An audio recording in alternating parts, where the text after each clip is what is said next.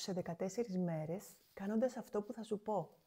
Αλλά αν το κάνεις για 30 μέρες, θα νιώσεις τόση γαλήνη που θα αλλάξει όλη σου η ενέργεια. Φαντάσου ότι αυτό είναι όλο το άγχος που έχεις συσσωρεύσει. Και κάθε σου αναπνοή σου αφαιρεί λίγο από το άγχος σου. Το μπολ αρχίζει να αδειάζει. Αυτή είναι μια ασυνειδητή αναπνοή. Φαίνεται μικρή, ασήμαντη, αλλά κάθε ανάσα που παίρνεις συνειδητά, σιγά σιγά, ρυθμίζει το νευρικό σου σύστημα. Μετά από 14 μέρες, ο ύπνος σου βελτιώνεται. Οι παλμοί πέφτουν πιο εύκολα, αρχίζει να αντιδράς πιο ήρεμα στο στρες. Το μπολ του στρες αρχίζει και αδειάζει.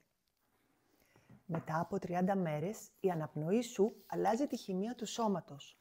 Το μυαλό καθαρίζει, το σώμα χαλαρώνει και η ενέργειά σου σταθεροποιείται.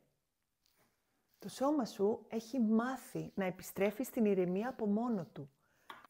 Μία αναπνοή τη φορά, χωρίς προσπάθεια, χωρίς πανικό.